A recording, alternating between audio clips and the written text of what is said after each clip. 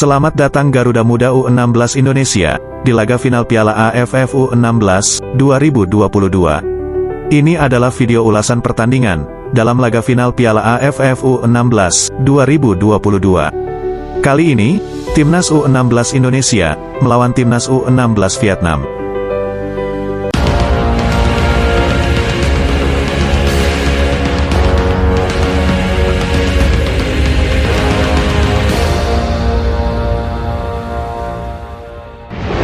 Akhirnya, Garuda Muda U16 Indonesia sampai ke final. Dan kembali, harus menghadapi Vietnam. Vietnam lolos ke final, setelah sukses mengalahkan Thailand, di fase semifinal. Dan Indonesia, menyingkirkan Myanmar, di fase yang sama. Kualitas fisik dan mental kedua timnas muda ini, benar-benar diuji. Jadwal pertandingan yang padat, bagaikan Romusa. Bisa dibayangkan, laga final digelar, hanya berselang 1 hari, dari laga fase semifinal. Tentu, ini sangat berat secara fisik dan mental.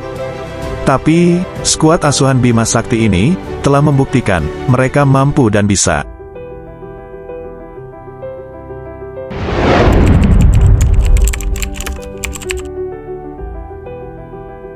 Bima Sakti masih menerapkan formasi 4-3-3. Bima Sakti tak punya pilihan. Perubahan starting 11 pun terpaksa dilakukan, untuk recovery fisik pemain. Dan lini tengah, menjadi tumbal, padatnya jadwal laga di Piala AFF U16, kali ini. Vigo Dennis dan Ahmad Zidane masuk sebagai starter, menggantikan Hanif Ramadan dan Narendra Tegar, yang di bangku cadangkan. Sementara Sultan Akbar, yang dalam laga semifinal sebelumnya, ketika melawan Vietnam, menyumbang peranan dalam terciptanya gol kemenangan Indonesia, kali ini, tidak masuk dalam line-up. Soccerbiz tidak mendapatkan informasi lebih lanjut, mengenai tidak masuknya Sultan Akbar di line-up Bima Sakti, dalam laga penting ini. Sementara itu Vietnam, Nguyen Quoc sepertinya belajar banyak dari pertemuan sebelumnya, saat melawan timnas Indonesia.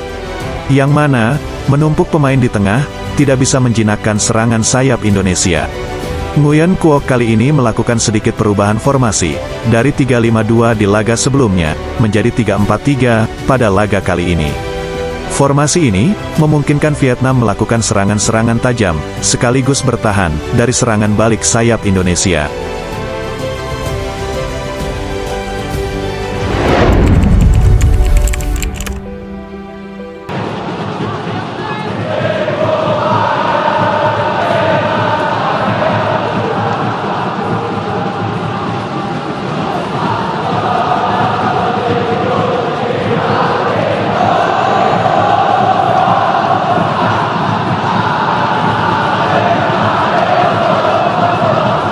Dukungan supporter Indonesia, memang tidak diragukan lagi.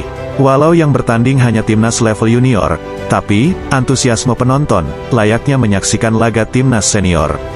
Atmosfer ini, tidak pernah terjadi di laga timnas junior manapun di dunia. Inilah kenapa, Indonesia begitu penting bagi AFF.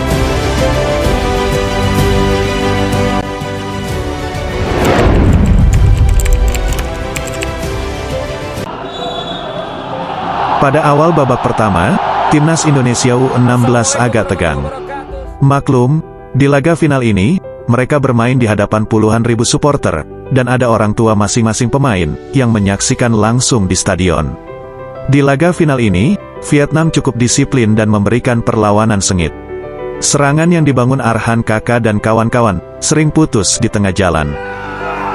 Vietnam bermain dengan pressing ketat, sehingga permainan banyak terjadi di lini tengah. Nampaknya strategi Nguyen Quoc kali ini berjalan sesuai skema. Vietnam berhasil meredam mobilitas para pemain tengah Indonesia, sehingga serangan dari sayap atau dari tengah, masih dapat dipatahkan pemain Vietnam. Pun trio lini depan, Nabil Ashura, Arhan Kakak dan M. Rizky, masih kesulitan menembus area berbahaya Vietnam. Bima Sakti sampai harus terus memberikan instruksi, dari pinggir lapangan. Nguyen Quoc tak mau kecolongan lagi. Dia menginstruksikan para pemain belakangnya, untuk menempel ketat duet striker Indonesia, Nabil dan Kakak, kemanapun mereka bergerak. Vietnam tak mau ambil resiko. Ini adalah laga puncak, pressing sejak dari area tengah lapangan dilakukan. Kali ini, strategi Nguyen Quoc berhasil meredam ganasnya gelandang sayap Indonesia. Kondisi ini makin mempersulit suplai bola dari lini belakang Indonesia. Kehadiran Vigo Dennis di laga kali ini masih kurang greget guna mendobrak pertahanan Vietnam. Kedua tim sama-sama kesulitan dalam membuat peluang emas dalam laga ini. Nguyen Quoc nampaknya belajar banyak dari kesalahan-kesalahan saat pertandingan sebelumnya. Sampai menit ke-30, Vietnam masih bisa menahan percobaan serangan dari Indonesia.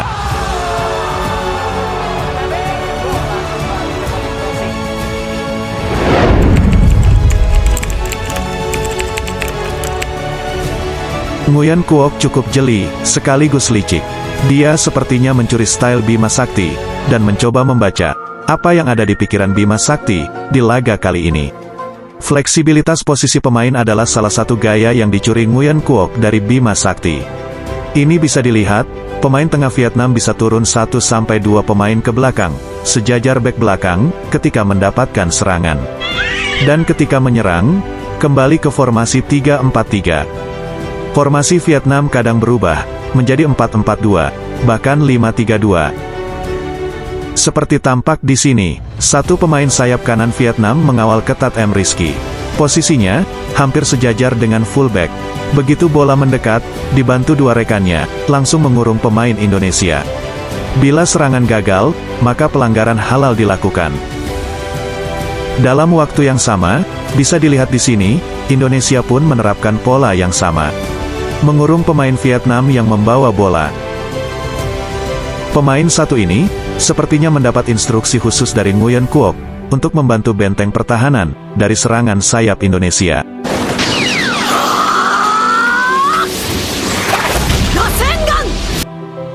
Hal ini butuh kedisiplinan tinggi dari setiap pemain. Dan Vietnam dapat melakukannya dengan baik. Strategi ini bukan tanpa alasan. Titik inilah yang saat pertandingan di fase grup yang lalu menjadi sasaran bombardir Indonesia.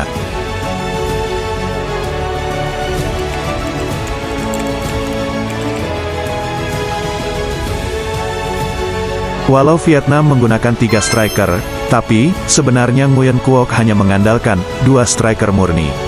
1 striker di plot free roll. Fleksibilitas ini memungkinkan pemain tertentu dapat bergerak bebas ke depan atau ke belakang. Seperti terlihat dalam beberapa serangan Vietnam, hanya ada 2 pemain di depan, sedangkan 1 striker lagi berposisi di belakangnya. Gaya ini pun yang Bima Sakti terapkan saat menghajar Vietnam di fase grup. Saat memberikan kebebasan bergerak kepada Nabil Ashura, Bima Sakti seperti melawan bayangannya sendiri. Dia kesulitan mendobrak pergerakan agresif Vietnam.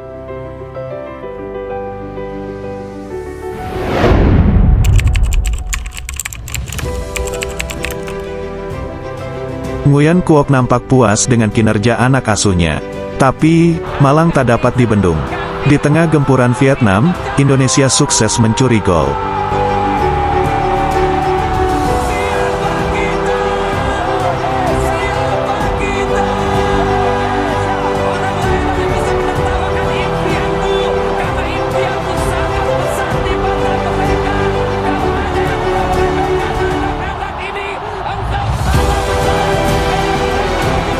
Caviatur Rizky, pemain gelandang sayap Indonesia, menjadi satu-satunya pencetak gol kemenangan Indonesia.